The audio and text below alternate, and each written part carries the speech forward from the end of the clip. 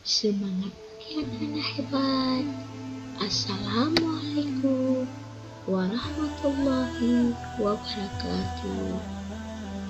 Anak-anak ibu semua, pada pagi ini kita akan mempelajari 3 pembelajaran, yaitu yang pertama kita akan mempelajari tentang teks eksplanasi, dan yang kedua kita akan mempelajari komponen-komponen listrik dan fungsinya, dan yang ketiga kita juga akan mempelajari perubahan sosial budaya dalam kehidupan masyarakat atas ditemukannya listrik. Anak-anak ibu yang hebat, sekarang mari kita dengar penjelasannya. Nah, anak-anak ibu, arus listrik adalah yang dihasilkan oleh gelombang elektromagnetik. Nah, sekarang mari kita baca dulu teksnya. Listrik mengubah wajah dunia. Listrik telah membawa banyak perubahan dalam kehidupan masyarakat di dunia. Penemu arus listrik adalah Michael Faraday. Dia lahir di Inggris pada tahun 1791. Dia berasal dari keluarga miskin dan hanya sebentar saja merasakan pendidikan di sekolah. Namun, tanpa merasa menyerah dan selalu berjuang dengan keras, dia berhasil menemukan alat sederhana yang dapat menghasilkan gelombang elektromagnetik. Arus listrik adalah gelombang elektromagnetik, yaitu gelombang yang dapat merambat meski tidak ada media perantara. Nah, anak-anak ibu, teks yang baru saja kita bacakan itu merupakan teks eksplanasi.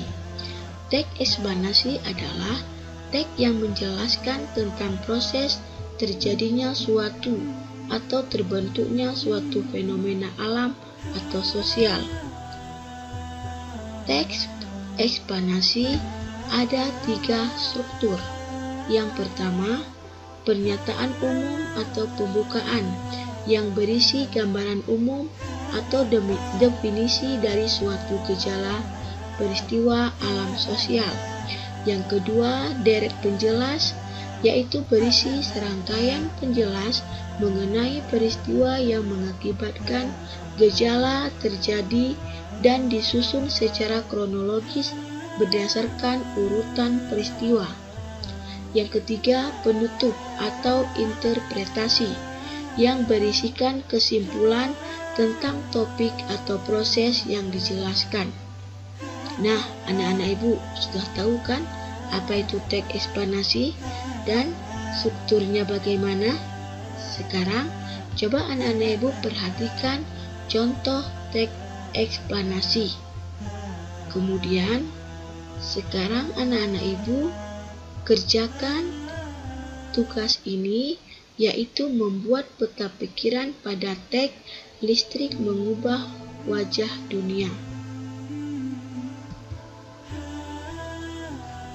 Selanjutnya, anak-anak ibu tentu pernah merasakan pemadaman listrik. Pada saat listrik dipadamkan, maka kita akan terasa gelap gulita, dan pada saat itulah kita akan selalu menggunakan senter sebagai penerangan. Nah, anak-anak ibu, coba anak-anak ibu sebutkan komponen-komponen apa saja yang ada pada senter. Ya, benar. Komponen yang ada pada senter ada 4 komponen. Yang pertama, komponen baterai. Baterai berfungsi sebagai sumber arus listrik. Dan yang kedua, lampu reflektor. Lampu reflektor berfungsi sebagai pengumpul cahaya, sehingga cahaya lampu senter tampak lebih terang. Yang ketiga adalah saklar off dan on, di mana saklar tersebut berfungsi untuk menghubungkan antara kawat pada terminal baterai dengan kawat dari dasar bola atau lampu. Dan yang terakhir adalah lempeng logam. Lempengan logam ini berfungsi sebagai penghantar arus listrik dari baterai ke lampu bola. Nah, anak-anak ibu, bagaimana setelah mendengar penjelasan ibu? Sudah mengerti bukan komponen-komponen apa saja yang terdapat pada senter beserta fungsinya? Nah, sekarang ayo kita berdiskusi. Yang pertama, bagaimana posisi lempengan logam untuk membuat lampu menyala? Dan yang kedua, apa komponen yang sebaiknya digunakan untuk mengganti lempengan logam tersebut yang biasanya terdapat pada rangkaian lampu listrik? Nah, anak-anak ibu, sekarang mari kita menonton video.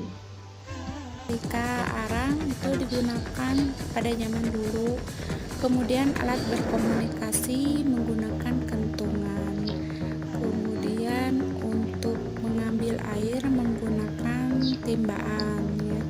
Kemudian untuk mencuci baju juga menggunakan ember dan papan cuci, ya.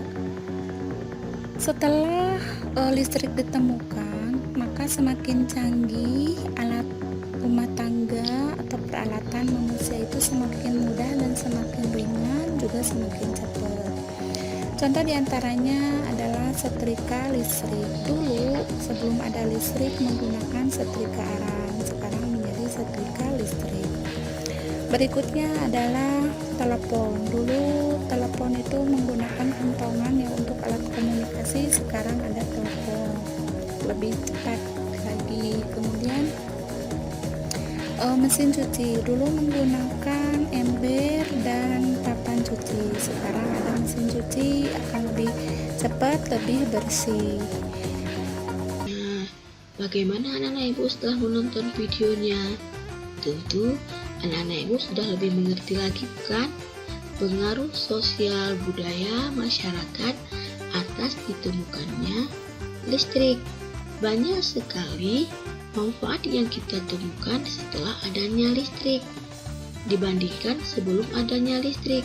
Salah satu contohnya tadi yaitu kalau sebelumnya kita menyetrika dengan menggunakan setrika arang, sekarang kita menggunakan setrika listrik, di mana hal tersebut dapat memudahkan pekerjaan manusia. Nah, anak-anak ibu, agar lebih mengerti lagi mengenai pengaruh listrik terhadap kehidupan manusia, ayo sekarang anak-anak ibu tuliskan dalam peta pikiran tentang pengaruh listrik sebelum adanya listrik dan sesudah adanya listrik. Dan ibu rasa pembelajaran kita untuk hari ini sampai di sini. Selanjutnya, nanti ibu akan mengirimkan link mengerjakan soal evaluasi tema 3, subtema 1, pembelajaran 1 ke grup WA kita. Setelah itu, anak-anak ibu boleh membuka link tersebut dan mengerjakan soalnya. Anak-anak ibu, jangan lupa selalu jaga kesehatan dan taati semua protokol kesehatan supaya kita terhindar dari virus corona. Ibu akhiri, Assalamualaikum warahmatullahi wabarakatuh.